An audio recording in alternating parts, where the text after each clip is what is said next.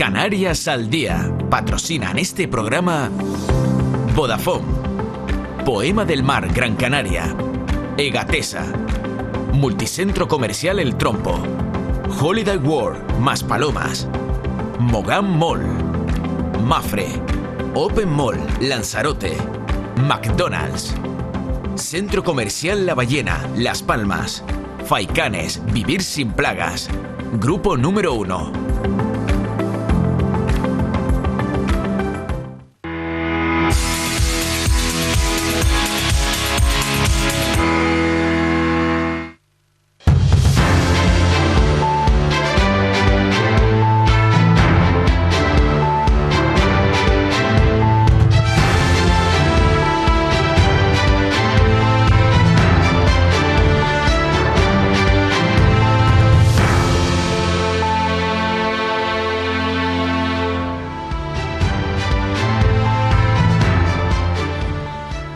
Estamos en directo aquí en Canarias al Día, en Mírame Televisión. Aquí comienza el repaso, son las 9:11 de la noche y me acompaña, como cada jueves en esta mesa, el periodista de Onda Cero Canarias, Óscar Martín. Óscar, muy buenas noches. ¿Qué tal? Buenas noches, David. Buenas noches a todos los espectadores. Muchos asuntos de actualidad que nos van a llevar a diferentes islas del archipiélago, pero vamos a empezar con una noticia que es muy importante para esta casa, para Mírame Televisión, porque hoy en rueda de prensa se presentaba una nueva edición del Telemaratón Solidario. Ahí están viendo las imágenes, una nueva edición que viene de nuevo organizada por más de 200 entidades, ONGs que colaboran con quien coordina este Telemaratón Solidario y el principal beneficiario, que es el Banco de Alimentos de Tenerife. Eso sí, en coordinación también con el Banco de Alimentos de Las Palmas, porque además ustedes saben que el presidente del Banco de Alimentos de Las Palmas es el presidente de la Federación Española de Bancos de Alimentos. Vamos a escuchar lo que decía el director de esta casa, Manuel Artiles. Insisto, un telemaratón necesario en un momento en el que de nuevo las ONGs han vuelto a pedirle a Mírame Televisión que conduzca este evento que, insisto, será el próximo 21 de diciembre y que de nuevo también este año pues será también retransmitido por la 2 de Televisión Española. De nuevo el apoyo importante de Televisión Española en Canarias para el Telemaratón Solidario. Vamos a escuchar al director de esta casa, Manuel Artiles. Hoy arranca una marea de movilización que culminará el día 21 con esa gran recogida, pero ahora las personas en las redes sociales, cientos de personas en distintos puntos de recogida autorizados, van a ir llevando sus donaciones, colectivos que se van a ir organizando de forma maravillosa, de forma comprometida, y mostrará a Canarias una fuerza increíble que de verdad es la mejor postal de felicitación para arrancar la Navidad. Lo hacemos el 21 porque el día 22 de la lotería este año nos va a tocar, pero nosotros tenemos un premio anterior al de la lotería y es la satisfacción de hacer un acto increíble con la ayuda de ustedes. Ya las restricciones se han eliminado y el Mercatenerife se ha convertido en un descubrimiento para nosotros porque es un punto logístico, estratégico para poder desarrollar esta acción. Yo tengo que agradecer que se hayan volcado y nos hayan abierto sus puertas y que además ahora Canarias pueda conocer lo que hacen entidades como esta, que tienen un trasfriego de gente dedicada a la alimentación. Es un punto estratégico, como es el Mercatenerife, el Merca Las Palmas, son puntos estratégicos y fíjense, para algo tan humanitario como la acción que vamos a realizar junto a Radio Televisión Española, es importantísimo contar con ello. Esa es la fecha que ya hay que marcarse en el calendario, será el 21 de diciembre, de nuevo volver a ser en las instalaciones del Mercatenerife, en la capital tinerfeña, en Santa Cruz de Tenerife. A lo largo de los próximos días iremos informando en nuestra web, en mirametv.com, de todos los puntos de recogida donde ustedes podrán colaborar con este Telemaratón Solidario. Óscar, una cita de nuevo ineludible, una cita que ya es tradición que en el calendario de todos los canarios y que, bueno, de nuevo, pues con muchísimas esperanzas de poder ayudar a estas más de 200 entidades y al Banco de Alimentos. Sí, efectivamente, yo creo que es la mejor noticia que podemos contar a esta hora de la noche para toda Canarias. Efectivamente, el pistoletazo, el anuncio esta mañana a través del director de esta casa, Manuel Artiles, insisto, 21 de diciembre, y además teniendo en cuenta un dato que decía Manuel Artiles, ¿no? Sin restricciones, por tanto ya con más facilidades para la población, para toda la infraestructura, todos los que organizan, los que ese día trabajan o que empiezan ya a trabajar para evidentemente, bueno, pues engranar en este caso una tarea que no es fácil, pero seguramente tendrá el mismo recorrido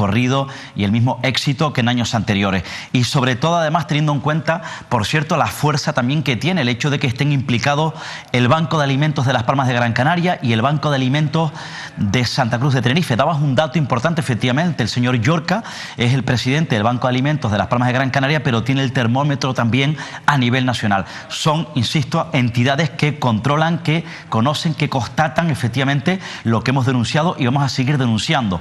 Y es que el número de personas, de familias en esta comunidad autónoma se incrementa, es decir, ha aumentado, aunque no crean algunos, ha aumentado el número de familias que siguen acudiendo, que están acudiendo y que van a seguir acudiendo a las organizaciones sociales de esta comunidad autónoma. Y hay que decir también que la demanda de los ayuntamientos en los servicios sociales sigue siendo alta, porque se ha agudizado, insisto, después de la pandemia, y además también hay previsiones que se siga agudizando. Es una realidad triste, pero que hay que denunciar y hay que contar. ¿Por qué? Porque hay una incertidumbre económica muy importante. Además, ya saben ustedes los efectos que ha tenido, que ha tenido la guerra, además en la alimentación, en los hogares, con la subida incluso además que hemos venido denunciando de la luz, de los precios, de la inflación. En definitiva, creo que es la mejor noticia porque, repito, la situación, la estampa, el escenario social en Canarias es tremendamente duro.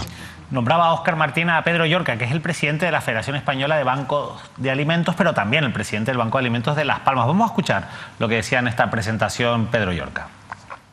Tenemos un mismo fin,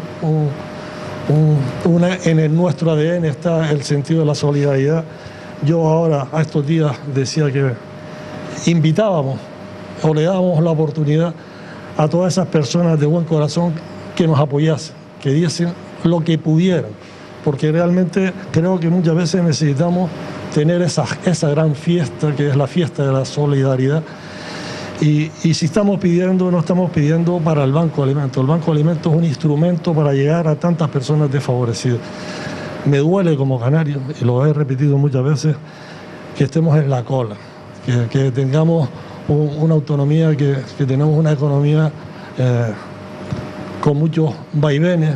El monocultivo muchas veces provoca situaciones tan indeseables como pasó con el COVID, que tenemos una cronificación de la pobreza por la que hay que luchar.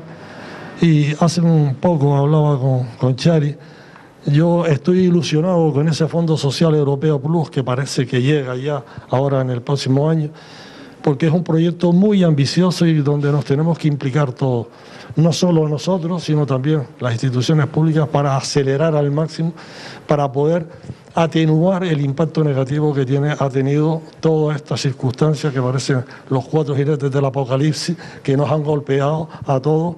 Y darle las gracias, para mí es un orgullo y una satisfacción que me hayan invitado. En nombre de la Federación Española de Banco de Alimentos, agradecerle a toda la ciudadanía y a los canarios que han demostrado una vez y otra vez y otra vez su solidaridad.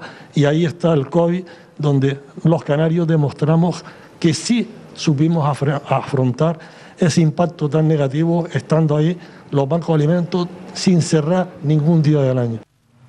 Lo cierto es que en Canarias, según el último informe Europa, hay más de 800.000 personas que se encuentran en riesgo de exclusión social. Es verdad que las medidas de las llamadas del escudo social han mermado, según ese propio informe, o han reducido tímidamente la cifra de personas empobrecidas en Canarias. Pero hay otro factor, lo apuntaba Óscar Martín ahora, y es el de la subida de los precios. ¿Esto qué está provocando? Bueno, pues desde las propias organizaciones nos comentan que eso está provocando que se reduzcan, en este caso, las aportaciones de particulares a las ONGs que atienden esa demanda básica y y directa sobre las personas que llegan. Como ustedes saben cómo funciona el sistema, en este caso son personas que vienen derivadas y que en este caso pues están aceptadas, registradas por los ayuntamientos municipales. A partir de ahí acuden a estas ONGs que en colaboración con el Banco de Alimentos son las que les dan, bueno, pues esos alimentos. Pues bien, nos decían, insisto, las ONGs que se han reducido las aportaciones privadas. Por eso es fundamental la ayuda que siga llegando de Europa. Lo comentaba ahora Pedro Llorca. Pero Óscar, por eso también es importante que la gente se vuelque con esos puntos que vamos a ir colocando habilitados, porque es verdad que siempre hay un apoyo importante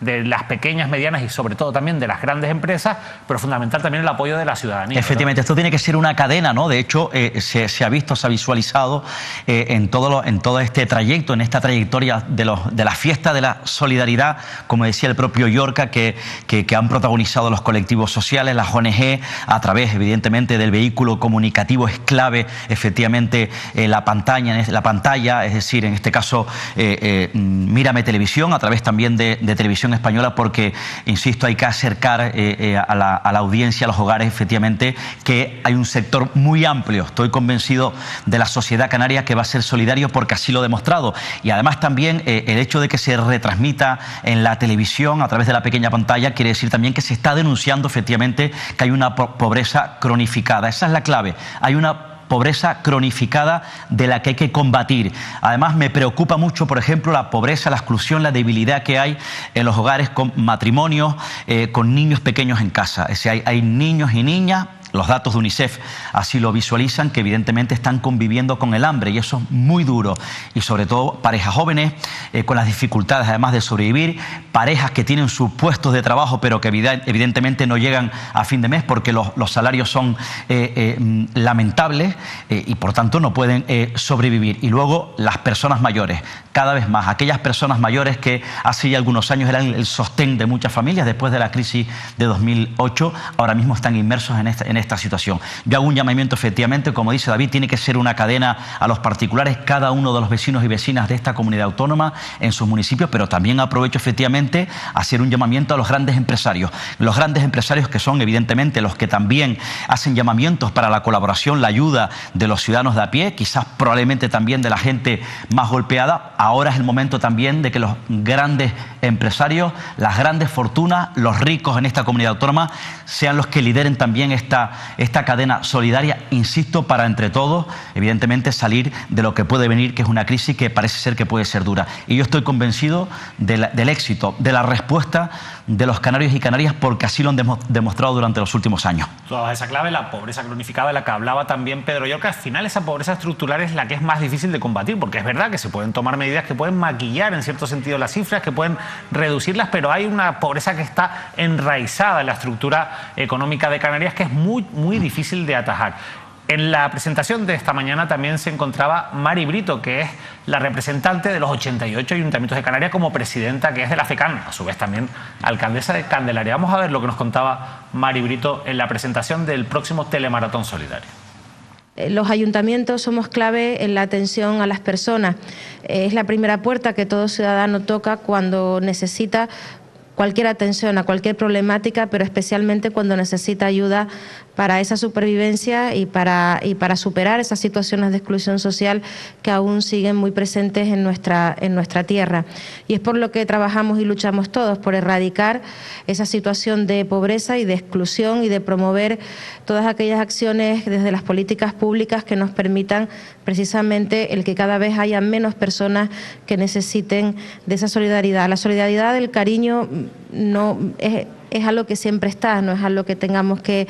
Pero es verdad que necesitamos acciones como las que todas las organizaciones, las ONGs, todos los colectivos de voluntariado, todas aquellas personas de diferentes instituciones, aquí veo también instituciones religiosas que tienen un papel primordial en nuestra sociedad también, con todas las ONGs sin ánimo de lucro, con todas las acciones. Todas las instituciones que trabajan por la acción social son imprescindibles en nuestra tierra.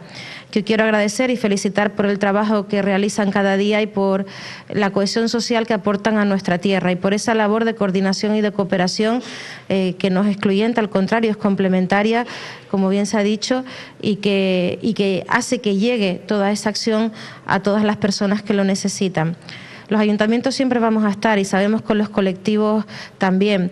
Y gracias también a grandes aliados como son los medios de comunicación, y en este caso un medio de comunicación también pionero en Canarias con este telemaratón. Gracias, Manolo, por tu impulso y por creer en nuestra tierra, en nuestra gente, y creer que estas acciones llegan y que desde luego son las que hacen que nuestra tierra avance y progrese.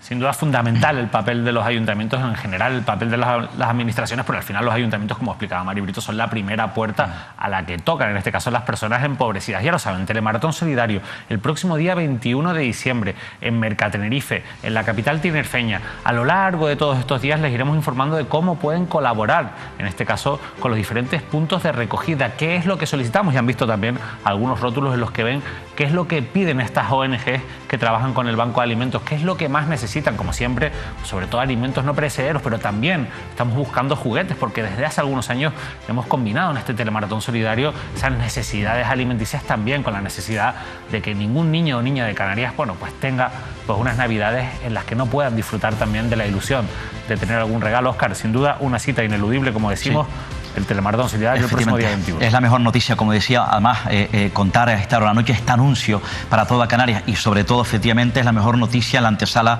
de la Navidad, sobre todo por una época más complicada, más difícil para todas las familias débiles, insisto, de esta comunidad autónoma. Yo aprovecho, además, esto de entrada significa un mensaje de esperanza. Hoy es un mensaje de esperanza, y durante todos estos días será un mensaje de esperanza para este sector amplio de la población más débil que necesita la ayuda, insisto, de otros sector de la población canaria. Yo de entrada aprovecho para lanzar un mensaje de fuerza, de ánimo a partir de hoy, porque entre todos, estoy convencido, vamos a plantarle cara, insisto, entre todos, a la pobreza y a la exclusión social en Canarias.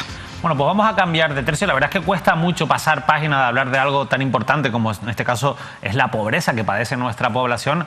Hablar, por ejemplo, de gastos que muchas veces no tienen una explicación coherente por parte de las administraciones públicas. Se lo contábamos también aquí la semana pasada, y es esa fiesta, ese congreso de lujo que se celebró para funcionarios organizado por los ayuntamientos de San Bartolomé de Santa Lucía de Tirajana. Vamos a pararnos ahora en la isla de Gran Canaria. La semana pasada hablábamos con el portavoz de Coalición Canaria, con Alejandro Marichal. Recuerden, más de 500.000 euros que se gastaron en ese congreso, con muchísimas actuaciones de lujo y, bueno, todos esos detalles que les hemos ido contando aquí también en Mírame Televisión. Bueno, pues también se ha pronunciado la oposición, en este caso del Partido Popular, Agrupación de Vecinos. Vean este titular que publicaba hoy el periódico Canarias 7. La Agrupación de Vecinos Partido Popular denuncia que San Bartolomé se gastará otros 200.000 euros en un concierto esta Navidad. El grupo de la oposición pide responsabilidades políticas a los regidores de San Bartolomé y de Santa Lucía de Tirajana por el Congreso del Lujo, que es como lo han catalogado. Vamos a hablar ahora en unos minutos con Elena Álamo, que es la portavoz de la Agrupación de Vecinos Partido Popular. Pero, Óscar, sigue habiendo reacciones a este congreso. Por cierto, después de hablar con Alejandro Marichal, al día siguiente también anunciaba que van a llevar este asunto a la Fiscalía Anticorrupción también para que se investigue. Efectivamente, esa es la novedad. Lo van a llevar a la Fiscalía Anticorrupción. No sé si lo han hecho ya, porque entienden evidentemente que se puede dar una situación, primero, de presunto delito de prevaricación o un presunto delito de malversación de caudales públicos. Entienden, insisto, desde la oposición, el propio Marichal, que además conoce perfectamente el ayuntamiento porque fue miembro del gobierno por Coalición Canaria, fue concejal de turismo. Y por otro lado, a mí me parece este asunto también escandaloso, lo que denunciaba el Partido Popular, esa extra, ¿no?, esa cantidad abultada de dinero. A mí me parece un derroche tremendo, ¿no? Y fíjense, es más, aún el derroche es tal que de hecho contrasta absolutamente con la realidad que hemos venido denunciando acerca de la pobreza y de la exclusión social en Canarias. Si te parece, luego hablamos, porque en medio de esta polémica, de esta desvergüenza política, hay crisis interna, en este caso en el Partido Popular, concretamente en Santa Lucía. Vamos a hablar con Elena Álamo, que como decíamos es la portavoz de la Agrupación de Vecinos del Partido Popular en el municipio de San Bartolomé de Tirajana, y ayer, gracias a ellos, nos enteramos pues de ese otro gasto, ese otro dispendio de 200.000 euros en un concierto de Navidad. Elena, estamos en directo en Mírame Televisión. Muy buenas noches, gracias por acompañarnos. Nada, muy buenas noches. Gracias a ustedes por invitarnos a compartir pues esta información. Vamos a hablar de ese concierto, pero antes vamos a empezar un poco con las consecuencias de ese congreso de lujo, con la posición que tienen ustedes desde el Partido Popular, con lo que han ido descubriendo también, entiendo, con el paso de los días a medida que han ido teniendo información. No sé si han podido tener ya acceso al expediente, si ya tienen toda la documentación, pero ¿qué es lo que ustedes han descubierto sobre ese congreso de lujo para funcionarios? Bien, desde el primer momento, desde el Partido Popular, Agrupación de Vecinos, cuando hemos tenido conocimiento pues, de este derroche y de este despilfarro económico en torno a unas fiestas que se han celebrado en el marco de esas jornadas para habilitados nacionales, pues hemos presentado un documento por registro de nuestro ayuntamiento, pues solicitando información y pidiendo explicaciones al respecto. Escrito que a día de hoy no se nos ha contestado. Y además en la sesión plenaria volvemos a reiterar y volvemos a preguntar por este asunto. Ahí se nos contesta, pues bueno, yo creo que de risa, ¿no? Y se falta el respeto una vez más a los vecinos de este municipio, porque se habla de transparencia cuando sabemos que no ha existido transparencia, ya que esto se organiza dentro del marco del consorcio de la televisión. Eso quiere decir que es un ente donde no está representada la oposición. Además, hablan de que era una fiesta pública que podía ir todo el mundo. Eso es falso, es mentira total y absoluta, porque solo pudieron asistir en torno a 100, 125 personas. Y se habla de promoción cuando la promoción que se ha hecho es totalmente, se ha conseguido efectivamente, pero totalmente negativa para este municipio. Nosotros, desde el Partido Popular, Agrupación de Vecinos, decidimos hacer una rueda de prensa y seguir poniendo información sobre la mesa a medida que hemos podido acceder a diferentes documentos. Y bueno, lo que ayer veníamos a revelar también en esa rueda de prensa era pues de buscar responsabilidades políticas, y nosotros señalábamos claramente al alcalde de Santa Lucía y a la alcaldesa de San Bartolomé de Tirajana. ¿Y por qué lo hacíamos? Bueno, pues porque uno es el presidente del consorcio y la alcaldesa de San Bartolomé es la vicepresidenta de ese consorcio.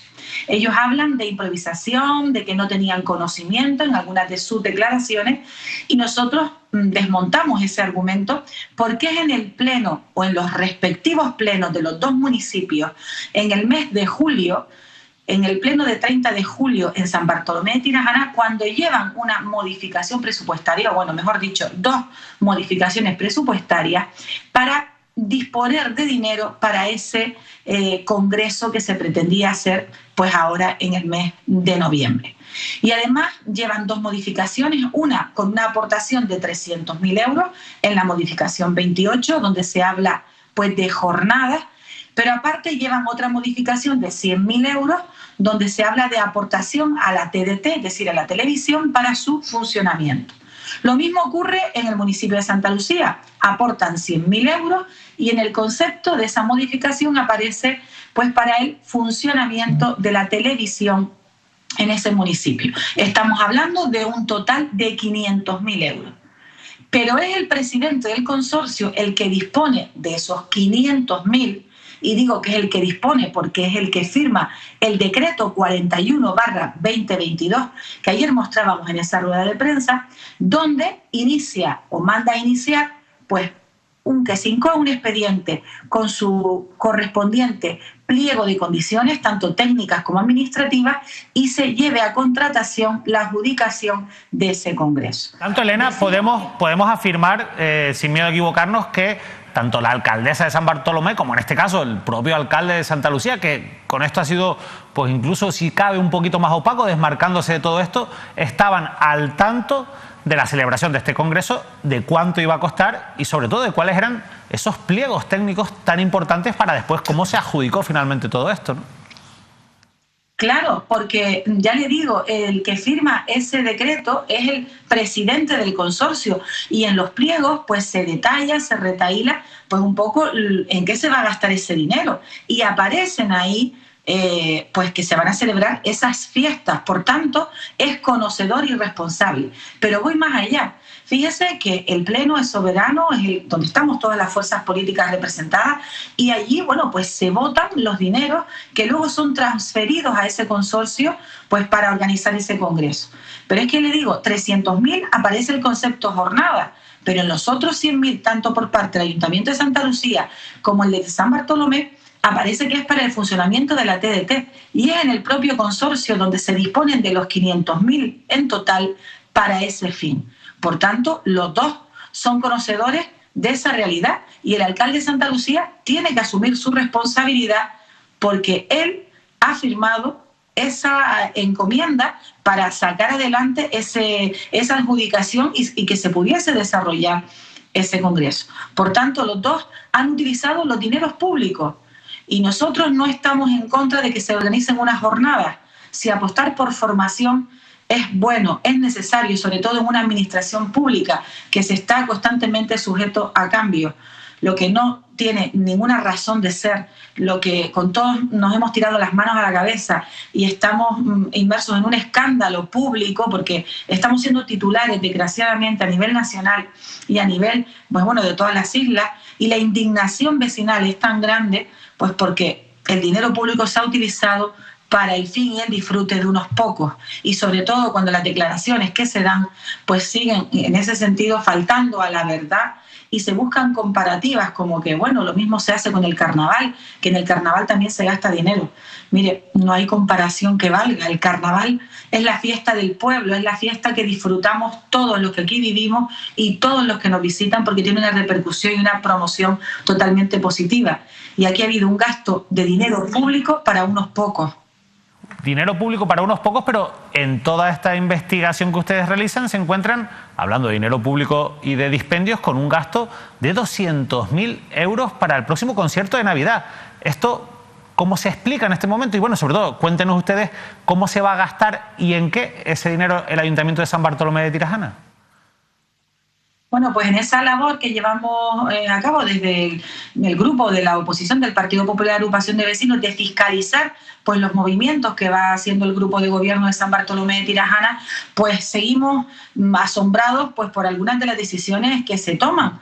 Y bueno, hemos llegado a pensar que el grupo de gobierno de San Bartolomé de Tirajana ha perdido por completo el sentido común, porque además deciden, hemos visto la publicación de un contrato y una adjudicación donde deciden organizar un concierto de Navidad el día 23 de diciembre en el anfiteatro del Parque Sur aquí en Maspalomas.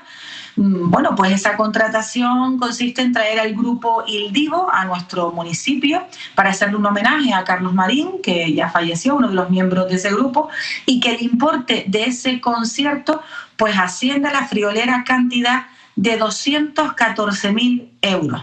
Y además los detalles de ese concierto nos hablan de 110 minutos, de los que 20 minutos pues los tiene el telonero y 90 minutos pues el grupo principal. Nosotros hemos hecho cálculos y nos sale el minuto de ese concierto a 2.000 euros.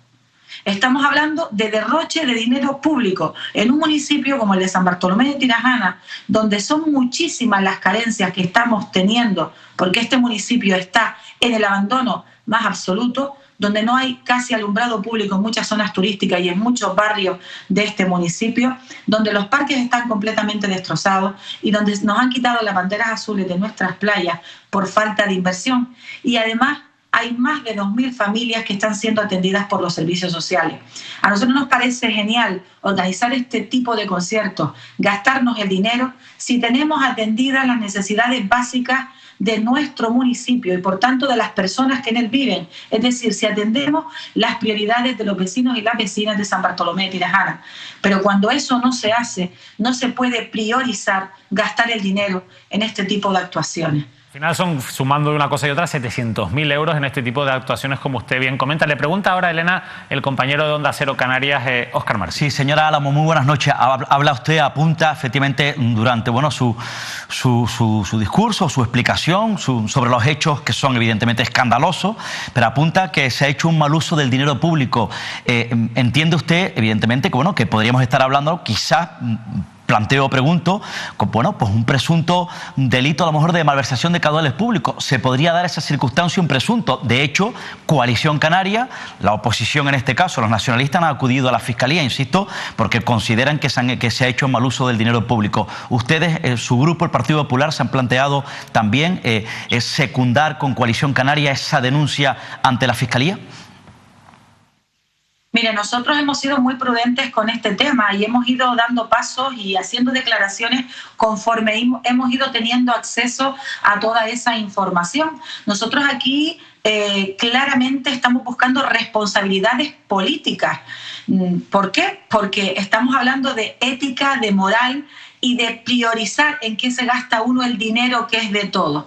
Y lógicamente, si ese dinero lo han pasado al consorcio y lo han adjudicado y han hecho el contrato, nosotros no vamos a hacer que les digan si está bien o mal, porque no somos los entendidos ni los responsables en ese tema. Entendemos que hay técnicos y que hay personas que lo han fiscalizado y que supuestamente debe estar bien. Estamos hablando de disponer de una cantidad, de una monstruosa cantidad de dinero para utilizarla para el bien y el beneficio de unos pocos. Cuando los que estamos al frente de una administración pública, cuando estamos gestionando el dinero que es de todos, precisamente tenemos que velar por él. Y el uso que debemos hacer de él es el uso de que revierta y que esa inversión que hagamos sea buena para todo el mundo. Es decir, que revierta en el municipio, en las personas y en aportarles calidad de vida. Nosotros en este tema seguiremos contando toda aquella información que creamos relevante y vamos a seguir pidiendo y solicitando y reclamando responsabilidades políticas, porque aquí hay personas que han tomado decisiones, que tienen responsabilidad directa y que lo único que han hecho es buscar excusas y no asumir su responsabilidad. Nadie ha dado un paso atrás, pero es más, están en un grupo de gobierno en pacto y tampoco sus compañeros de pacto han hecho declaraciones contundentes con respecto a este tema. Por tanto, están otorgando y están permitiendo también esta situación. Óscar. Bueno, yo evidentemente decía yo antes, señora Álamo, que efectivamente en medio de todo esto se ha abierto una crisis en el Partido Popular, en el Grupo Popular en Santa Lucía. De hecho, bueno, usted sabrá perfectamente lo que ha ocurrido. Ayer Nueva Canarias, La Fortaleza y el Partido Popular de Santa Lucía de Tirajana decía un comunicado del propio alcalde: mantienen su pacto de gobierno en el municipio, cumplen el programa firmado. El alcalde, eso sí, ha retirado hoy, ha cesado las delegaciones del gobierno que tenía asignadas, mejor dicho, al concejal Marcos Rufo. Para que la gente lo sepa, fue el concejal que votó en contra de los dos concejales del Partido Popular en Santa Lucía a los presupuestos para, evidentemente, protestar, manifestar, denunciar lo que había ocurrido efectivamente en este escándalo protagonizado por el propio Ayuntamiento de Santa Lucía y San Bartolomé de Tirajana. Pero, sin embargo, es curioso porque, por otro lado, la dirección, es decir, la gestora, entiendo, del Partido Popular en Gran Canaria, ha dicho claramente que retiran el apoyo, pero sin embargo en contra de Sergio Vega, que es el otro concejal que se mantiene dentro del gobierno, y que, bueno, la dirección del Partido Popular en Gran Canaria ha dicho que va a actuar, insisto, en consecuencia sobre ese concejal. Ya el alcalde, Antonio García, ha cesado al propio Marcos Rufo, por tanto hay una crisis. ¿Por qué cree usted, señora Álamo, que su compañero de partido, Sergio Vega, se mantiene dentro del gobierno en contra de las directrices de la dirección insular del Partido Popular en Gran Canaria, en este caso de Miquel Jorge y el vicesecretario general Ángel Sabroso? Mire, le voy a contestar precisamente por qué ha tomado el compañero Marcos Rufo pues esa decisión, y además porque escuché sus declaraciones, me parecieron súper coherentes y además suscribo, y desde aquí pues todo nuestro apoyo también. Él decía en sus declaraciones que cuando uno conforma un pacto de gobierno, no es la persona la que suscribe y apoya ese pacto de gobierno, es el partido, el grupo, las fuerzas políticas las que se ponen de acuerdo, pues en este caso, para defender los intereses del municipio de Santa Lucía. Por tanto, es el Partido Popular el que suscribe pues ese acuerdo y no las personas de forma individual. Él decía también en sus declaraciones que al Partido Popular con él no se había contado pues con esos presupuestos. No conocer la información, porque usted puede conocer la información de los presupuestos, pero puede no estar de acuerdo en esos repartos de esos dineros. Si su grupo político pues ha sido justo y ha considerado lo que usted también ha solicitado dentro de ese pacto, como fuerza política, insisto, y además a escasos 6 meses de las elecciones. Y además, yo creo que de forma clara, contundente, y que muchos deberían seguir el ejemplo, pues si uno no dimite por un escándalo como este, pues no sé por qué va a dimitir, ¿no? Cuando realmente pues ha sido una actuación escandalosa donde el alcalde con el que el Grupo Popular ha firmado pues ese pacto, ha sido el presidente del consorcio y el que ha firmado pues también esa organización, pues nos parece bastante coherente la decisión que ha tomado en este caso el compañero. Y el compañero que ha roto pues esa disciplina de voto del partido, pues también tendrá que actuar en consecuencia.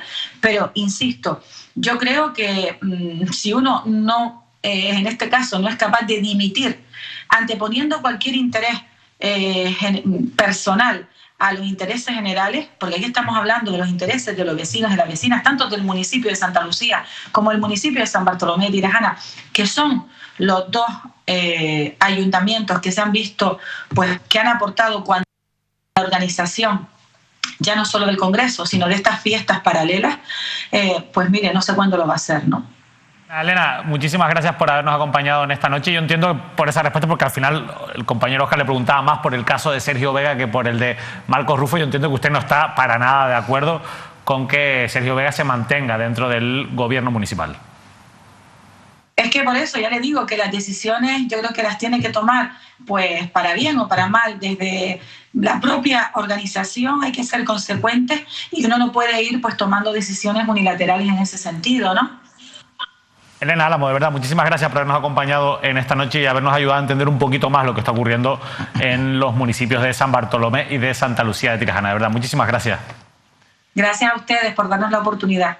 Oscar. Porque es curioso que Sergio Vega es el presidente del comité local del Partido Popular de ese municipio, es el que se mantiene. Por cierto, en ese comunicado conjunto del Gobierno Santa Lucía, Nueva Canaria, La Fortaleza y el Partido Popular dice, de manera textual, es la versión del Gobierno, los dirigentes de estas tres fuerzas políticas consideran que la indisciplina del concejal Marcos Rufo en el último pleno obedece a una estrategia de la gestora del Partido Popular de Gran Canaria que viene realizando desde hace varios meses. Están cerrando, según ese Gobierno, un acuerdo electoral para mayo de 2023 con la agrupación de vecinos que lidera Marco Aurelio Pérez.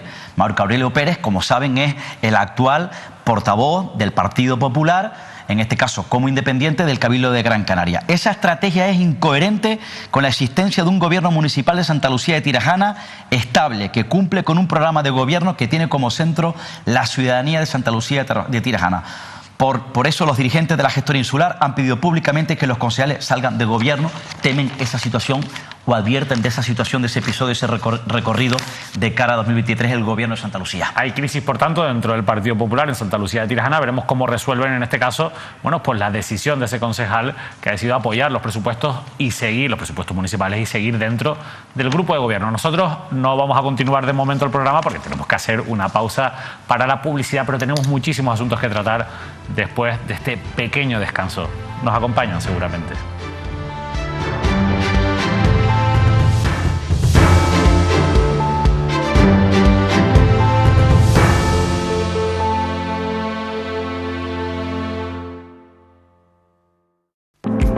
Canarias al Día. Patrocinan este programa Vodafone, Poema del Mar Gran Canaria, Egatesa, Multicentro Comercial El Trompo, Holiday World Maspalomas, Mogán Mall, Mafre, Open Mall Lanzarote, McDonald's, Centro Comercial La Ballena Las Palmas, Faicanes Vivir Sin Plagas, Grupo Número 1.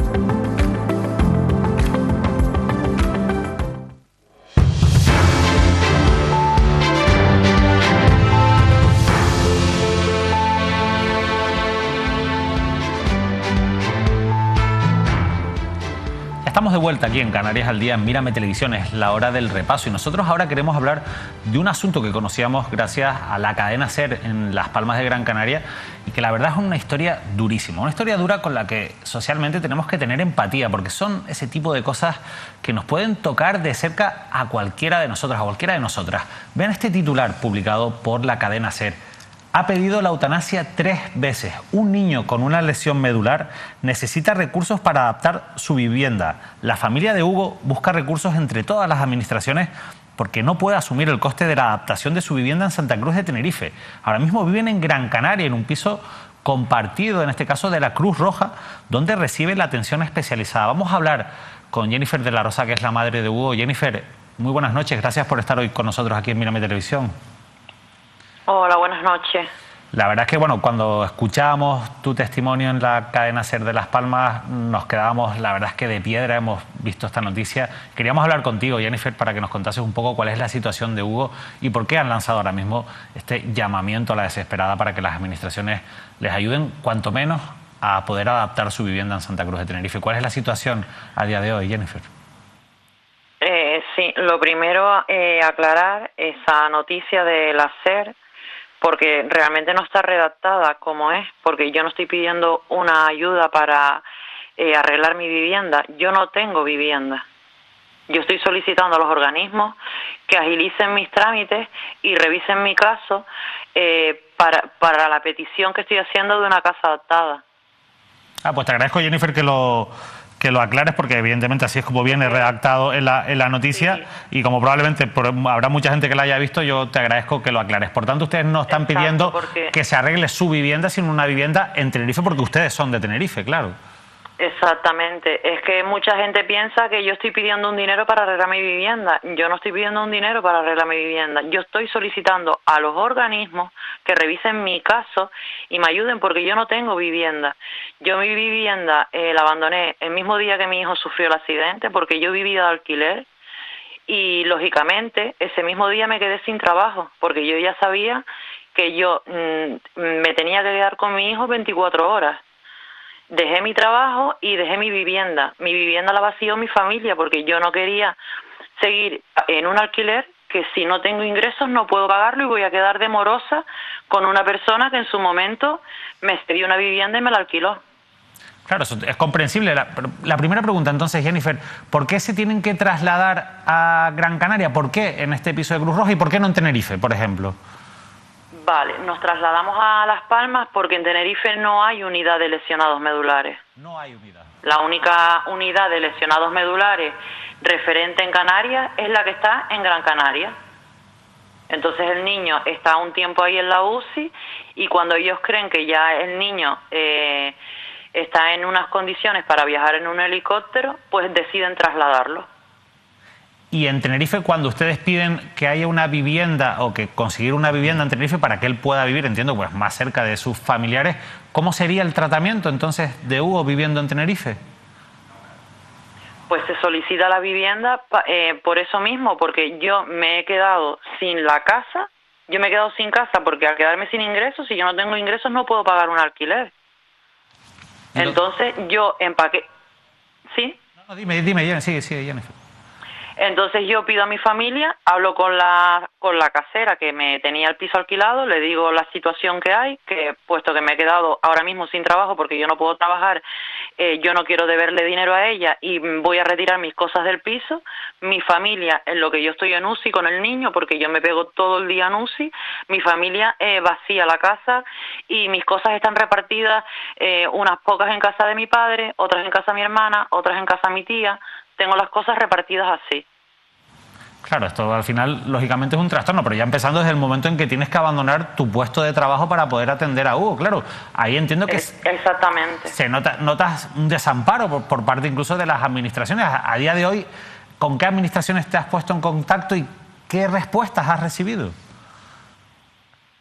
Pues, de momento, organizaciones, no he recibido contacto de ninguna de ellas. El Ayuntamiento de Güímar, la verdad que se ha informado bastante. El niño, yo no soy de Güímar, soy de Santa Cruz de Tenerife, que todo el mundo piensa que soy de Güímar. Yo soy de Santa Cruz de Tenerife, del Sobradillo somos. Y mi hijo acudió a Güímar pues a bañarse porque iba a bañarse a la playa, al muelle. Pero nosotros somos del Sobradillo, que pertenece a Santa Cruz de Tenerife. ¿Y han hablado con el ayuntamiento? El ayuntamiento de Santa Cruz de Tenerife. Dígame. ¿Que han hablado con el ayuntamiento de Santa Cruz de Tenerife?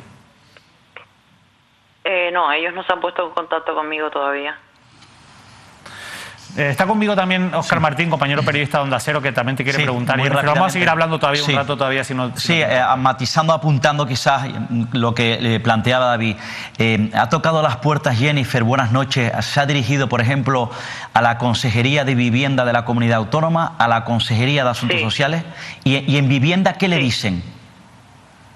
En vivienda me dicen pues que por ahora no hay vivienda, y que las últimas viviendas que se repartieron fueron las del barrio del Tablero. Claro, bueno, y es que llevan 20 años sin construir viviendas sociales en esta comunidad autónoma, porque esto es un problema de raíz, es un fracaso de políticas de vivienda de esta comunidad autónoma. En asuntos sociales... No, y aparte las que hay construidas y están sin dar, porque ¿cuántas viviendas hay sin dar? ¿Y en asuntos sociales la consejería de Noemí Santana, de Podemos? No, en asuntos sociales... que han estado pendientes del caso, tanto las asistentes del Hospital de la Candelaria como las asistentes del Distrito Suroeste saben este caso desde el principio. Porque, a ver, yo no es que solo me quedara sin trabajo... ¿Se refiere, Jennifer, a asistentes sociales, en este caso, del Ayuntamiento de Santa Cruz? Exacto, las del Distrito Suroeste, que son unos... Entiendo entonces que entiendo que el Ayuntamiento de Santa Cruz, los asistentes sociales de ese distrito, habrán dado parte, en este caso, a la Consejería de Asuntos Sociales de la Comunidad Autónoma, entiendo. Pues yo me imagino que sí, también. ¿Y qué le dicen las asistentes sociales? Pues de momento no me han dicho nada, no me han dicho nada de la vivienda ni nada. Es más, yo tengo otro hijo que tuve que dejar en Tenerife. Tiene 20 años recién cumplidos, pero él está estudiando, está terminando de hacer sus estudios de administración, porque yo le dije a él que la manera de que él me ayudara a mí era terminando sus estudios, no dejándolo. Claro, porque usted lo que quiere en este caso... Sí. Dígame, sí. A mi hijo le ofrecieron una tarjeta del Iberdino para unas compras, y esa tarjeta le fue dada en el mes de septiembre, y ahora le fue dada justo ayer precisamente, porque los otros 2 meses él no tenía nada. ¿Se ha dirigido, Jennifer, al diputado del Común, Rafael Llanes? El diputado del Común, tengo una reunión con él la próxima semana. Perfecto. Jennifer, yo entiendo que ahora también se abre una nueva... Lógicamente esto es un trastorno tremendo, ¿no? Porque es un cambio de vida radical. Dentro de esa situación, yo entiendo que ahora ustedes también, no sé si lo han hecho ya, tienen que solicitar incluso las ayudas de la ley de dependencia. No sé si esto lo han hecho ya. Eso está todo presentado también. Todo presentado, lo que pasa la ley de dependencia, y lo único que me ha llegado a mí ha sido el certificado de minusvalía del niño, como que tiene una minusvalía reconocida de un 93%, definitiva.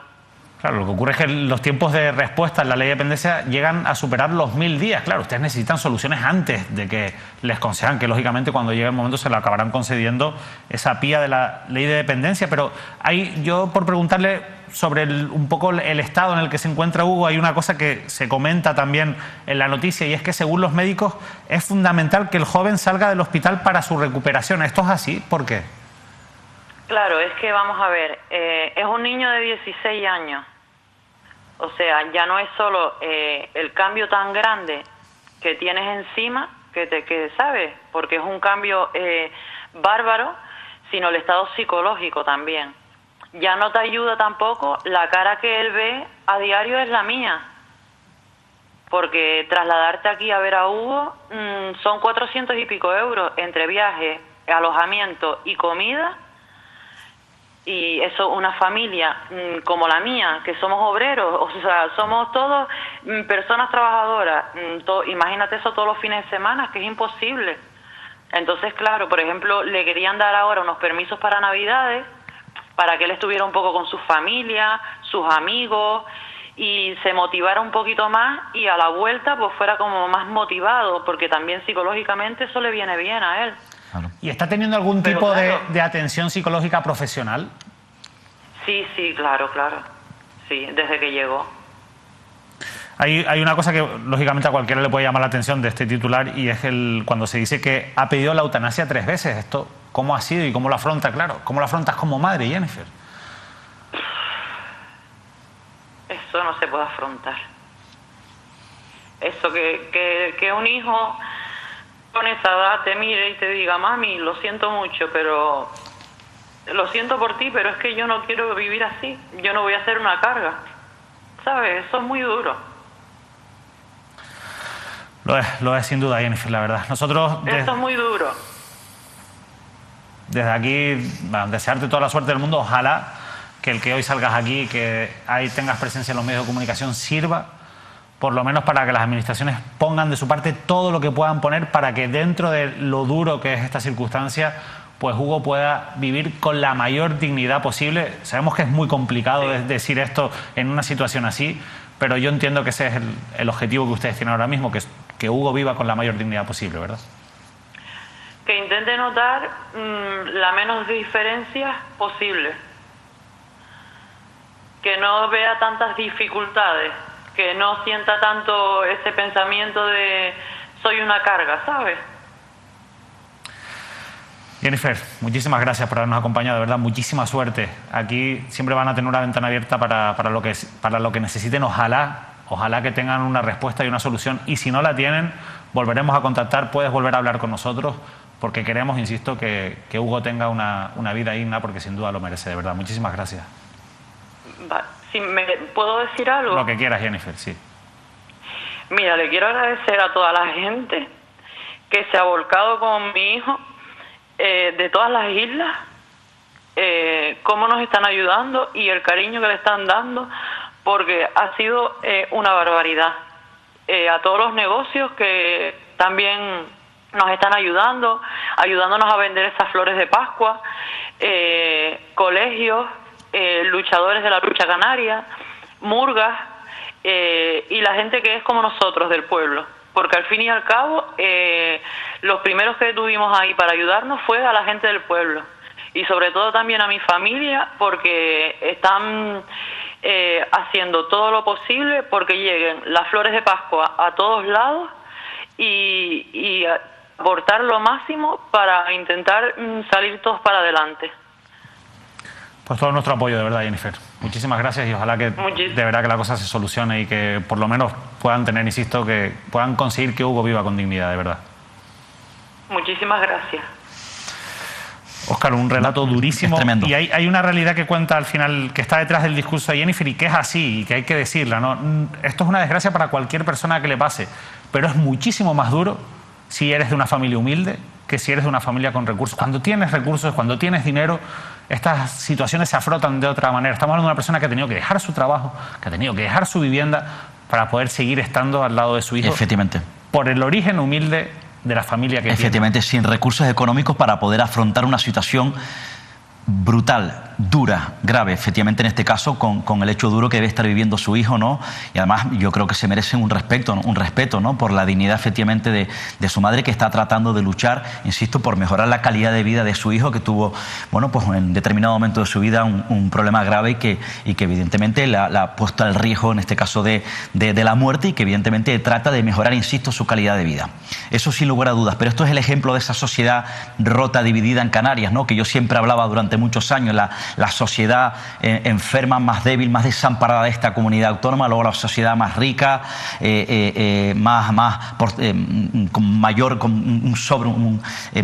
con un sostento económico desorbitado, ¿no? Con una fuerza económica desorbitado que está al margen efectivamente de la realidad de la otra sociedad más enferma, más débil y desamparada de esta comunidad autónoma. Hablaba acerca de que le está ayudando el pueblo, la gente en la calle. Ya verán ahora que comienza la campaña electoral que habrá muchos políticos que dirán efectivamente a partir de ahora que ellos también son del pueblo, si formarán parte de sus discursos. Yo aprovecho para animar, para darle fuerza, evidentemente me añado a ese aliento del resto de la sociedad canaria, a Jennifer, a su familia y a este joven, que tenga fuerza, esperanza, que ya verá que el pueblo le va a ayudar, y con ese aliento y esa fuerza que tiene el pueblo de la Comunidad Autónoma de Canarias.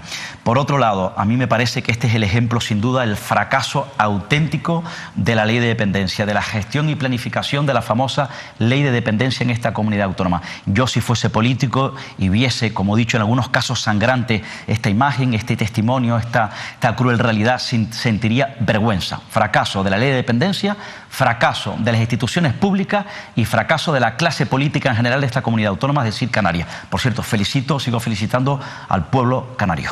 Lo cierto es que son muchas las personas dependientes en Canarias que tienen necesidades, pero también es verdad que uno, cuando se encuentra con estos casos, dice, oye, no hay una solución inmediata, rápida, para casos como estos, en los que la vida de una familia cambia por completo de la noche a la mañana, y además cuando se trata de una familia humilde que no tienen recursos. Porque efectivamente, ¿cómo no puede haber solución? Es que lo que está pidiendo efectivamente es una vivienda, está pidiendo una vivienda adaptada para que efectivamente su hijo pueda salir del hospital y en cierta medida, dentro de las posibilidades, sociales, que vaya mejorando efectivamente su calidad de vida, simplemente incluso hasta mental y psicológica, ¿no? Pues una falta de gestión, de ineptitud, de falta de eficacia, efectivamente, de las instituciones que corresponde. Entiendo yo en este caso de los ayuntamientos también, que es evidentemente la primera puerta de salida de un caso concreto, Ayuntamiento de Santa Cruz, Ayuntamiento de Güímar, en su caso, porque insisto, parece que residía o reside en Güímar.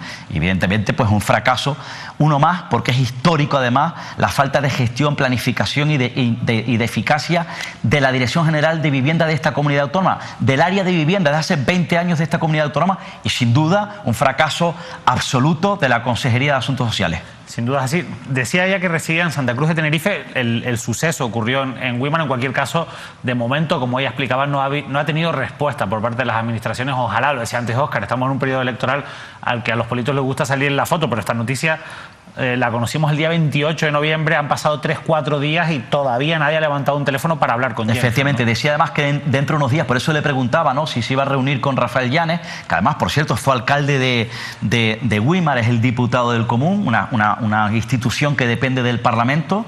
Pero yo estoy convencido, espero efectivamente, además yo aplaudo la labor que está haciendo el propio Rafael Llanes, con muchos casos parecidos, muy sensibles, se está implicando todo su equipo, pero temo efectivamente que los que tienen la responsabilidad, es decir, de gestión, de planificación, de gestionar este tipo de situaciones, este tipo de escándalos, temo que una vez más le vayan a dar la espalda al papel de la figura del diputado del Común, como han hecho además durante los últimos años con todos los que han formado parte, han liderado esta institución.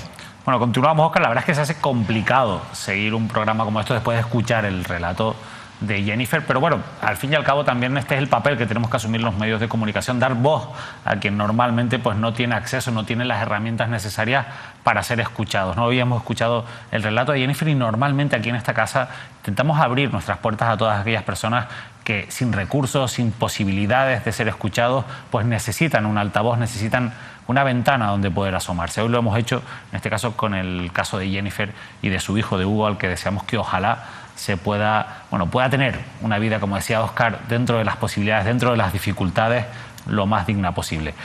Una vida complicada también, la de muchos ciudadanos que se están enfrentando, lo hemos ido hablando a lo largo del programa, va muy vinculado también con lo que hablamos al principio, con el próximo telemaratón solidario, que recuerdo será el próximo 21 de diciembre, y es la situación económica de muchos canarios. Aunque haya buenas cifras del paro, aunque haya un poquito menos gente en esos datos terroríficos de la pobreza, la situación es muy complicada y las previsiones económicas para el próximo año van a ser o son muy duras en estos momentos y se prevén situaciones pues muy duras. Hay cosas que ya, síntomas que empezamos a ver. Por ejemplo, esto que publicaba hoy el periódico El Día, esta noticia: el precio de las hipotecas se dispara en Canarias al nivel de los años de la burbuja. Estamos en precios similares a los máximos que se situaron en el año 2008. Y esta noticia, si la enlazamos con esta otra que leíamos en Canarias Ahora, pues nos deja una fotografía de una Canarias muy distinta a la que a veces se nos venden desde las instancias políticas. Canarias en el podio de las comunidades con menor calidad de vida.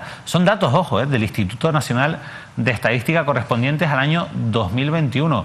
Óscar, la realidad al fin y al cabo es que cada día se está complicando el poder tener una vivienda digna, en este caso a través de una hipoteca. Los alquileres también están por las nubes, la cesta de la compra disparada, la calidad de vida en Canarias es una de las peores del país. Efectivamente, son indicadores que visualizan y ponen el ejemplo de lo que hablamos al comienzo, ¿no?, de una comunidad autónoma con muchas dificultades, difícil de avanzar, es decir, y una comunidad autónoma donde se están ahogando económicamente cada vez más aquellos que menos tienen, y donde los que más tienen parece que siguen avanzando en ese otro camino muy diferente a la realidad, insisto, que se está viviendo en estos momentos en Canarias. Efectivamente, lo decía, Canarias históricamente ha sido una de las comunidades autónomas donde mayor incremento está en cuanto al índice de la cesta de la compra. Sigue siendo de las comunidades autónomas con los salarios más bajos, evidentemente con servicios públicos esenciales deteriorados, con cierto deterioro, como por ejemplo pueden ser la sanidad, la educación o los servicios sociales, que insisto, hay que insistir porque son los pilares básicos fundamentales para el bienestar de la sociedad canaria. Y desde luego, bueno, ¿qué les voy a contar, no? Que los pisos están absolutamente disparados, además en zonas turísticas, como por ejemplo en el sur de la isla de Tenerife. Es imposible, una comarca de la isla de Tenerife en concreto, donde hay una masa importante de trabajadores que dependen efectivamente del principal motor económico del que presumen, que es el turismo.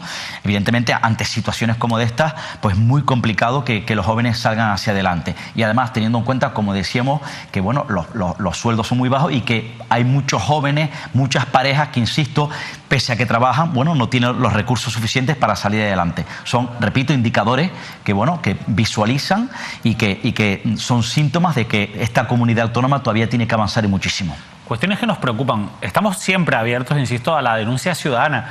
Y una cuestión que nos ha llegado, fíjense, nos ha llegado por diferentes vías, distintas vías, incluso a Óscar Martín, aquí a la redacción también de Mírame Televisión, es algo que está ocurriendo y que de momento no está teniendo pues la repercusión mediática que algo de este calado debería tener, o por lo menos eso creemos en esta redacción, y por eso hemos querido destacar hoy una noticia que sí que hemos leído en un medio digital como es Atlántico Hoy, que ha contado con muchísimos detalles lo que está ocurriendo en relación a las oposiciones a la policía local del municipio de La Laguna, en la isla de Tenerife. Vean este titular: opositores a policía de La Laguna denuncian graves irregularidades en el proceso selectivo. La oposición, que se encuentra en la fase final de las pruebas de acceso, podría haber incurrido en ilegalidades en varios puntos del proceso. Ya les digo que son varios los aspirantes que se han puesto en contacto con nosotros, tanto con Óscar Martín como con la redacción de Mírame Televisión. Bueno, hoy de nuevo salía otro titular en Atlántico Hoy porque se celebraba una de las cuestiones que ha generado más polémica, que es esa prueba de idiomas de acceso a la policía con nuevas irregularidades. En este caso, según cuenta Atlántico Hoy, según los aspirantes, que por cierto se han asesorado legalmente, están organizados también jurídicamente, ahora Óscar nos dará también algunos detalles nuevos, el proceso selectivo habría incurrido en varias anomalías en la última prueba de la oposición, el examen de idiomas. Nosotros hoy hemos buscado la reacción del Ayuntamiento de La Laguna. De momento, esto también la ha acogido al Ayuntamiento de La Laguna en medio de la crisis generada por la dimisión del exconcejal de Seguridad Ciudadana, de Alejandro Marrero, en un momento, digamos, de transición en esta concejalía en el Ayuntamiento de La Laguna, pero no ha querido entrar nadie, no ha entrado nadie. Sí nos han pasado un comunicado desde los servicios jurídicos del Ayuntamiento de La Laguna. Ahora les vamos a leer lo que dice ese comunicado, pero antes, Óscar, ¿tú de qué te has enterado en torno a este asunto? Efectivamente, bueno, en este caso hay varios grupos que se están juntando. A mí me consta de un grupo concreto, de entre todos los afectados, un grupo concreto, que bueno, que entre ellos se ha juntado, bueno, evidentemente han acudido a asesoramientos jurídicos para dar paso en lo que consideran ellos, están denunciando públicamente irregularidades. Insisto, denuncian ellos en ese proceso, convocatoria, oposición, 41 agentes, en este caso, en el municipio de La Laguna. A mí me cuenta, yo he hablado con algunos de los que forman parte de ese grupo determinado, de los que está denunciando. Hay otro, insisto, otro grupo que tomará otro camino. Y bueno, ellos me dicen que han presentado al tribunal un recursos de alzada, que bueno, he podido leer, y que bueno, son documentos escritos amplios, pero intento resumir rápidamente por encima. Recursos de alzada, ellos de manera textual cuentan en esos escritos, dicen, por ejemplo, sin haber recibido trámite de audiencia ni copia del ejercicio y sin ningún tipo de motivación por parte del tribunal calificador, se presentan las siguientes alegaciones, insisto, en ese recurso de alzada de ese grupo en concreto que me ha hecho llegar. Se produce insisto, según denuncia, se produce incumplimiento de las bases de la convocatoria de este procedimiento, los puntos 6.3.3, los errores de hecho podrían subsanarse en cualquier momento de oficio o petición de la persona interesada de conformidad con lo dispuesto en el artículo 109 de la Ley 39/2015. Además, según, insisto, denuncian en ese recurso de alzada, alegaciones provoca situación de indefensión del interesado por omisión total y absoluta de trámites esenciales. Artículo 47.1 de la Ley 39/2011. Hablan también de denegación por parte de la Administración de la entrega a los opositores de una copia del ejercicio realizado y al trámite de audiencia. Por todo ello piden que se acepte por interpuesto recurso de alzada contra la resolución del 26 de octubre de 2022 de la presidenta del tribunal. Insisto, son algunos de los puntos de ese escrito, recurso de alzada, alegaciones que ellos, un grupo en concreto, es el que me consta a mí directamente, con el que he podido hablar, con algunos de ellos, transmiten o remiten, en este caso, al propio Ayuntamiento de La Laguna. Por cierto, según me cuenta, este grupo concreto está estudiando la posibilidad, me contaba a última hora esta noche, la posibilidad, sopesando, insisto, o estudiando, llevar este asunto o trasladar este asunto a la Fiscalía. Es un poco lo que a mí me trasladan también, no solo a la Fiscalía, sino también incluso presentar un contencioso si por la vía administrativa, a través de estos recursos de alzada, pues no reciben la respuesta, en este caso, que ellos quieren por parte del Ayuntamiento. Al final, este tipo de cuestiones suelen generar bastante inseguridad en el desarrollo de este tipo de pruebas de oposiciones y acaban teniendo muchos problemas en los tribunales. Es normal o ha ocurrido habitualmente que se tumben oposiciones en los tribunales por pequeños defectos, y aquí son defectos muy importantes los que se están denunciando. Con respecto a algunas cosas que tú comentabas, Óscar, y que están en ese recurso de alzada, contestan los servicios jurídicos del Ayuntamiento de La Laguna, que señalan lo siguiente: el trámite de audiencia, y esto también para que tomen nota, pues lógicamente todos estos aspirantes afectados que seguramente les interesa, dicen los servicios jurídicos del Ayuntamiento de La Laguna: el trámite de audiencia no se produce porque el examen es anónimo y las solicitudes de audiencia no pueden realizarse rompiendo la cadena de anonimato. El tribunal no puede conocer quiénes son las personas que concurren a los ejercicios. El segundo punto de este comunicado: las solicitudes de audiencia se realizaron de forma genérica, sin concretar los motivos por los que se pedía una revisión ni a qué examen se refería o se reclamaba la subida de la calificación. Sin más, consideran que no ha habido reclamaciones puntuales. Veremos ahora si esto cambia, lógicamente, a raíz de la presentación de este recurso de alzada. ¿Y quién conforma el tribunal de esta oposición? Bueno, pues dicen los servicios jurídicos que está compuesto por 5 miembros, 2 de ellos pertenecientes al Ayuntamiento de La Laguna y otros 3 ajenos, o sea, personas externas a la administración local, con experiencia, dice el comunicado, en numerosos procesos selectivos de policía, en ninguno de los cuales se les ha dado trámite de audiencia. Las reclamaciones las revisa el tribunal y se corrige siempre en anonimato. Y el último punto del comunicado es que respecto a la prueba de inglés que veían ese titular y que finalmente se ha celebrado y que es una de las polémicas, aseguran que los criterios de evaluación fueron publicados sin que se presentara ninguna reclamación. Cuando se publicaron los criterios, según el Ayuntamiento, no se presentó ninguna reclamación y se descartó que la prueba fuera oral, que es una de las cuestiones también que se han criticado, ante la posibilidad de poder interpretarse de que no tenía cabida en las bases. Bueno, este es el comunicado, esto es la respuesta oficial, Óscar, que nos hace llegar el Ayuntamiento. Nosotros estamos seguros, también hemos hablado, por ejemplo, con Coalición Canaria, con la oposición, a ver si ellos tienen algún tipo de posicionamiento. Dicen que lo están estudiando, todavía tampoco se van a pronunciar sobre este asunto. Yo tengo la sensación de que esto va a tener todavía mucho recorrido y que seguiremos hablando de lo que está ocurriendo con las oposiciones en La Laguna, de la policía local. Me contaron además también esta tarde, de hecho, bueno, consultando incluso si había ocurrido alguna situación similar en el Ayuntamiento de La Laguna. Saben, además, la lupa está bien puesta por lo que ha ocurrido recientemente. Ya saben, el caso Pinganillo en el municipio de Tacoronte. A mí me contaron algunas fuentes del propio consistorio que en su momento, en 2012, en unas oposiciones a la policía local de este municipio, al parecer, en este caso 3 aspirantes impugnaron, en este caso, la oposición, y parece ser que luego, bueno, 2 de los 3 tuvieron la razón, ¿no? Pero por circunstancias diferentes a esta, ¿no? Y al final, evidentemente, hubo pues ahí un lío interno, insisto, 2012, en torno a esa convocatoria. Por tanto, ya hay algún antecedente en este caso.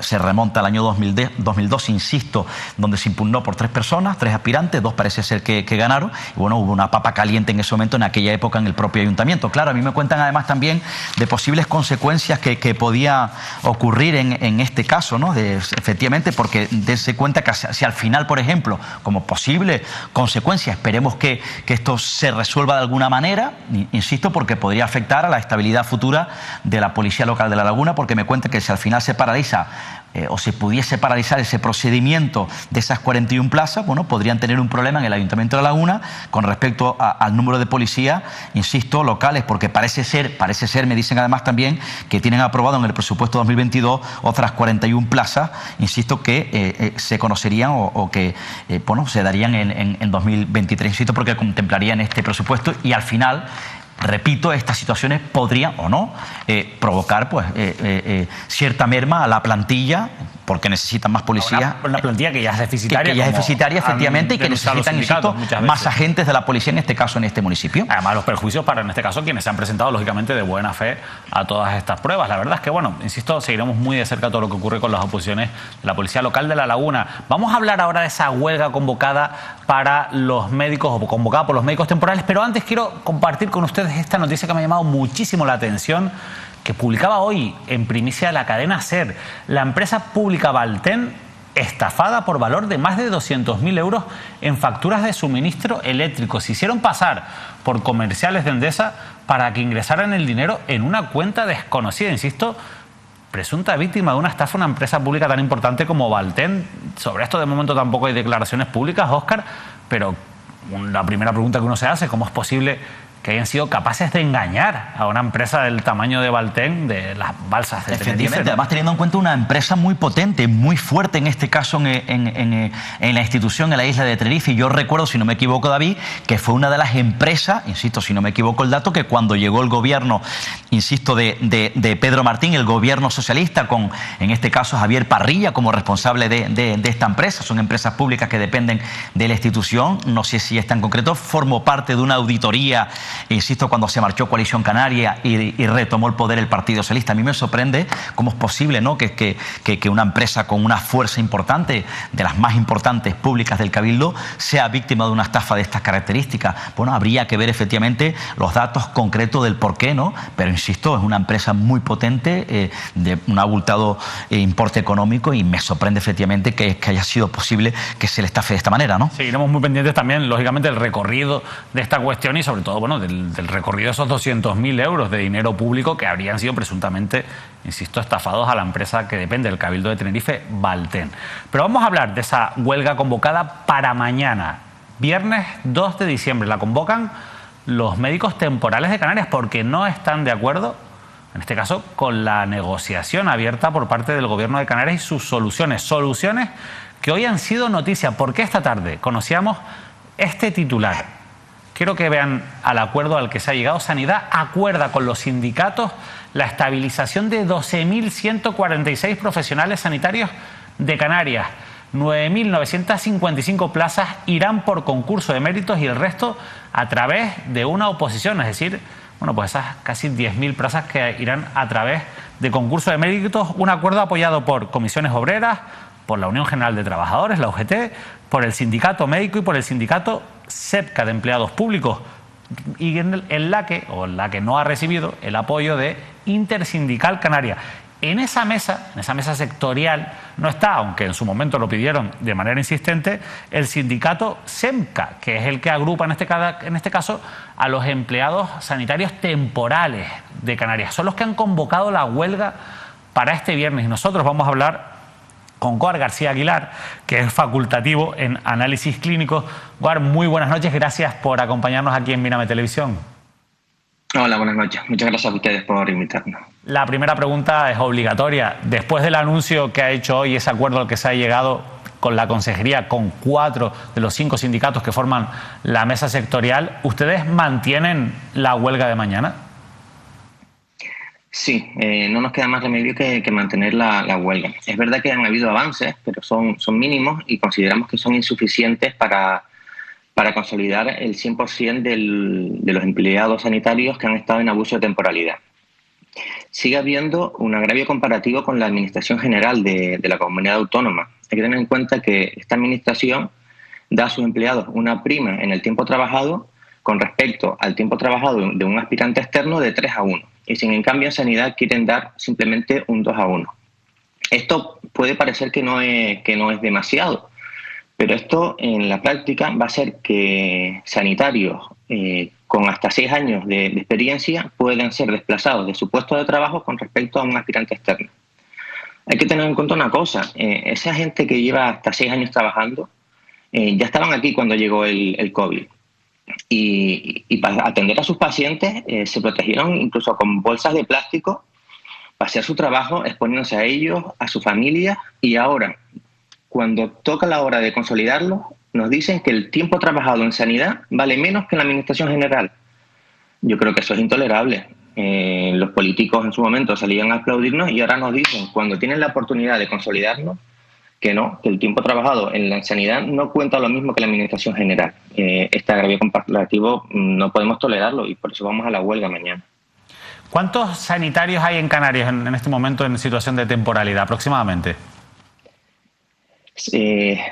Los datos que tenemos nosotros son de médicos y facultativos. Somos cerca de 2.200 médicos y facultativos que somos temporales. Y en abuso de temporalidad, pues más de un 80% de eso. Con este acuerdo al que ha llegado el Gobierno de Canarias, ¿se cumpliría con ese objetivo que ha marcado el decreto nacional que obliga a por lo menos llegar al 8%, a reducir al 8% la temporalidad laboral, por ejemplo, en el sector sanitario y en otros sectores? Tendremos que hacer números. Yo creo que no llegaría al 8%. Hay que tener en cuenta que en estos procesos selectivos no van a salir las plazas de todos los temporales, sino todos los temporales que están en abuso. Con lo cual, los que no están en abuso yo creo que son más de un 8%. Yo creo que ese objetivo no va a llegar, y de todas maneras hay que tener en cuenta una cosa. La Ley 20/2021 trata de consolidar a todo el personal que está en abuso de temporalidad en su puesto de trabajo. Y como están ahora mismo los baremos en sanidad en Canarias, los trabajadores que tengan hasta 6 años de antigüedad pueden ver peligrar su puesto de trabajo. Se puede hacer, realmente falta poco para llegar a ese acuerdo. No entendemos por qué no lo quieren seguir adelante y siguen empeñados en este agravio comparativo. ¿En qué va a consistir? No podemos entenderlo. No lo entienden, es una de las razones, lógicamente, que la verdad que lo has explicado bien, Goar. Yo creo que sí se entiende ese agravio comparativo, en este caso con los trabajadores o los empleados públicos de la Administración General, pero la huelga la mantienen, es lo primero también que has confirmado. ¿En qué va a consistir ese paro de mañana? Y sobre todo, claro, teniendo en cuenta el servicio que prestan y los servicios mínimos que supongo que se habrán decretado, ¿hasta qué punto se va a poder visibilizar esa protesta? Pues vamos a hacer dos concentraciones, una en Gran Canaria y otra en Tenerife. Por supuesto, vamos a cumplir los servicios mínimos, que otras veces han sido abusivos. Y la visibilización en Gran Canaria la vamos a hacer en Triana. Y, hombre, queremos decirle a los pacientes que sentimos mucho la incomodidad que vamos a ocasionarles, pero que nos hemos visto empujados a esto por una administración que no quiere valorar nuestro tiempo de trabajo como Dios manda. Y no nos ha dejado otra alternativa. ¿Crees que ese acuerdo se ha llegado a ese acuerdo hoy precisamente para intentar frenar la huelga de mañana? Hombre, ellos sabían que con este acuerdo posiblemente no se iba a frenar. Ahora están corriendo porque es verdad que hasta hay de plazo para hacer la convocatoria hasta final de año y ya queda muy poco. Y sabemos que diciembre, entre puente y festividad, no es un mes efectivo. Entonces no están corriendo por eso. Pero con lo que se ha alcanzado, ellos sabían que la huelga no se iba a parar. Bueno, señor García, muy buenas noches. De hecho, esta tarde el propio Blas Trujillo dijo que confiaba, después de anunciar a bombo y platillo este acuerdo, en esa que se ratificó, se acordó en esa mesa sectorial de la que no forman parte ustedes. No sé por qué no les han abierto la puerta a formar parte de esa mesa sectorial, si el resto de sindicatos. Decía que confiaban que mañana paralizasen, pusiesen fin a esa huelga que han venido ustedes anunciando. Desde luego que es tremendo, es lamentable. Ustedes son especialistas. Recuerdo que ustedes explicaban, hay compañeros suyos que llevan muchísimos años ejerciendo especialidades, claves además también, que han sido claves en la pandemia. Es incomprensible esta inestabilidad que ustedes, desde luego, están siendo víctimas por parte de la Consejería de Sanidad. Yo les apoyo sin lugar a dudas, porque evidentemente ustedes, insisto, como especialistas tienen que tener esta estabilidad laboral y además que son claves en determinadas patologías. Pero este tipo de concentraciones, acciones, mejor dicho, reivindicativas que llevan ustedes protagonizando durante mucho tiempo, ¿en qué podría estar afectando, insisto, al día a día de los pacientes, de cada uno de ustedes como especialistas? Pues puede afectar que los pacientes que vayan a la consulta a hacer sus seguimientos, pues no encuentren que no esté su médico. Es verdad que los pacientes que vayan a urgencias con patologías graves o los pacientes oncológicos no se van a ver afectados. El resto de los pacientes que vayan a una consulta o a procesos no urgentes sí se van a encontrar que no está en su médico y tendrán que volver a pedir cita o volver en otra ocasión. Pero también queremos recordar, y hemos hablado con pacientes y la verdad es que nos apoyan, no entienden que un médico, un especialista, después de 10 o 15 años atendiéndole, sea temporal, que después de este proceso selectivo, cuando ese paciente vuelva otra vez a la consulta y quiera que su médico de siempre le atienda, pues se encuentre que no está y que tenga que ver a otro médico que venga de fuera y que no lo conozca ni sepa tan al dedillo su patología. Y esto también hay que defenderlo. No solo es esa incomodidad de 3, 4 días o 5, los que sea, porque va a ser indefinida, que va a durar la huelga, sino la incomodidad que va a ocasionar si toda esta gente se acaba en la calle. Personas con 6, 5 o 4 años que se van a ver en la calle. Esto hay que tenerlo en cuenta también, no solo la incomodidad de estos días, sino la que puede ocasionar un despido de personas con hasta 6 años de antigüedad. Pues Goar García Aguilar, de verdad, muchísimas gracias por habernos acompañado y habernos sobre todo ayudado a entender por qué ustedes siguen manteniendo esa huelga después de ese acuerdo que se ha anunciado bombo y platillo y que el consejero ya se ha encargado de intentar usar como, bueno, un freno, ¿no?, a esas concentraciones de mañana que van a continuar. Nosotros estaremos muy pendientes de lo que ocurre mañana y, por supuesto, en los próximos días veremos si se consiguen avances y pueden satisfacer también, pues en este caso, lo que piden ustedes desde los colectivos de médicos temporales. De verdad, muchísimas gracias. Muchas gracias a ustedes por darnos voz. Nosotros vamos a ir cerrando el programa y queríamos hacerlo con... Bueno, no sé si querías comentar algo sobre efectivamente, esto. No sobre esto, evidentemente, bueno, pues se ha dado un paso importante por parte de la Consejería de Sanidad, pero evidentemente la noticia es que, sin duda, bueno, van a continuar con esa huelga, no cancelan la huelga, y a mí me preocupa efectivamente esa inestabilidad de los médicos especialistas, insisto, que llevan muchos años ejerciendo dignamente esta profesión.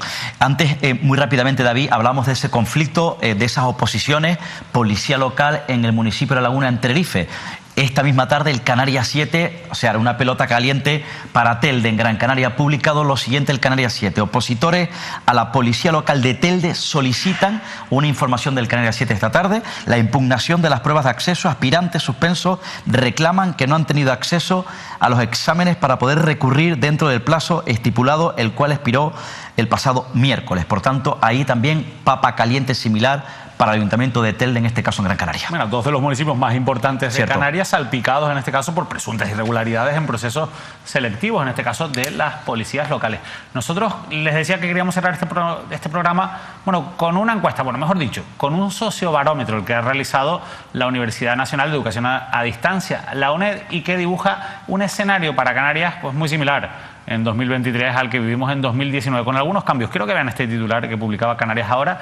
El PSOE revalidaría su victoria en las elecciones en Canarias, mientras Coalición Canaria y Partido Popular se disputarían ser la segunda fuerza. El partido liderado por Ángel Víctor Torres podría reeditar el Pacto de las Flores con Nueva Canarias, Podemos y la agrupación socialista Gomera. Vox no entraría en el Parlamento Regional y Ciudadanos desaparecería de la Cámara. Algunos escenarios previsibles. Y esto es un poco, de momento, todos los sondeos que hemos visto, esto es, insisto, el sociobarómetro de la UNED, apuntan a un escenario muy similar al de 2019. Y a mí la pregunta, cuando veo todo esto, que me viene a la cabeza es, de nuevo, Casimiro Curbelo va a ser la llave. Efectivamente, hay alguna clave. Esta fotografía, efectivamente, quiere decir, por tanto, si se analiza que se podría, como decía Javier, reeditar el Pacto de las Flores, por tanto, Partido Socialista, Podemos, Nueva Canaria y la agrupación socialista Gomera con Casimiro Curbelo. Habría que estar atento, efectivamente, de aquí al recorrido de cara a 2023, una fotografía en estos momentos, porque saben ustedes también, evidentemente, que Podemos visualiza, o en este caso, bueno, la guerra interna que tiene, la división profunda que tiene Podemos en estos momentos en Canarias, evidentemente podría en este caso, bueno, pues aumentar o ser más sacrificada políticamente, electoralmente, además con otras confluencias nuevas, evidentemente, que vienen de Podemos. Por tanto, es clave porque evidentemente hay un descenso de Podemos y hay que mirar con lupa, porque es fundamental para, insisto, poder reeditar, es fundamental para el PSOE poder reeditar el Pacto de las Flores. Luego, evidentemente, está la noticia donde el Partido Popular, con Manuel Domínguez como presidente, bueno,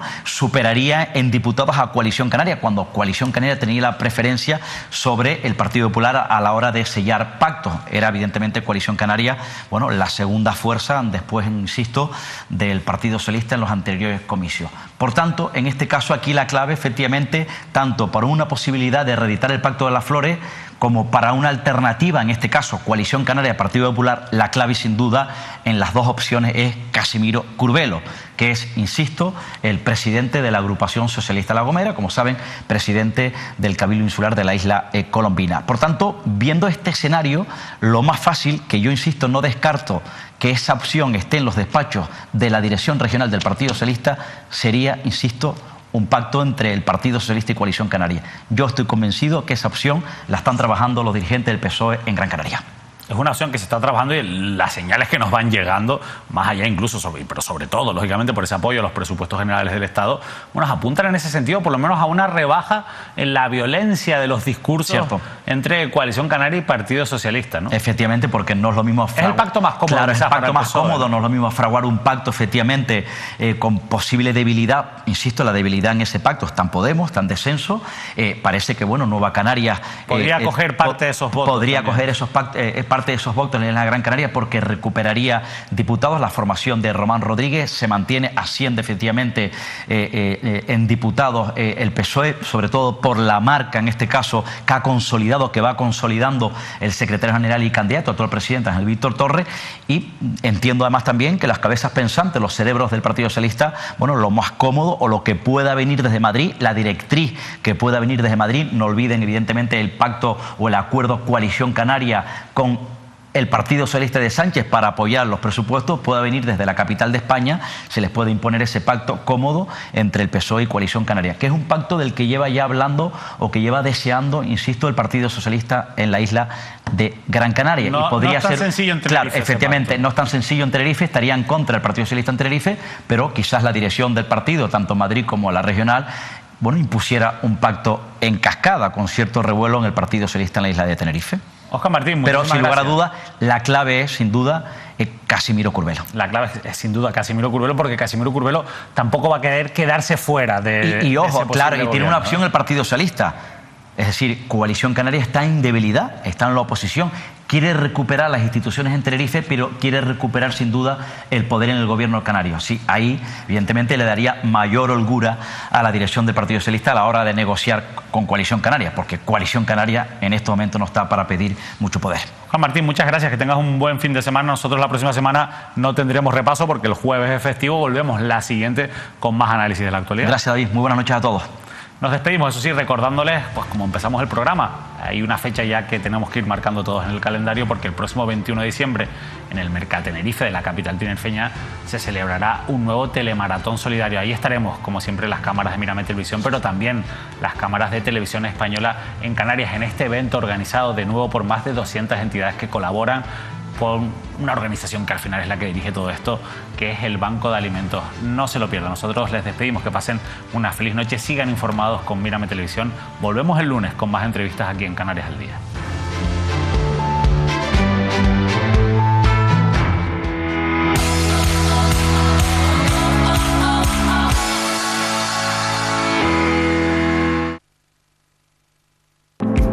Canarias al Día. Patrocinan este programa Vodafone, Poema del Mar Gran Canaria, Egatesa, Multicentro Comercial El Trompo, Holiday World Maspalomas, Mogán Mall, Mafre, Open Mall Lanzarote, McDonald's, Centro Comercial La Ballena Las Palmas, Faicanes Vivir Sin Plagas, Grupo Número 1.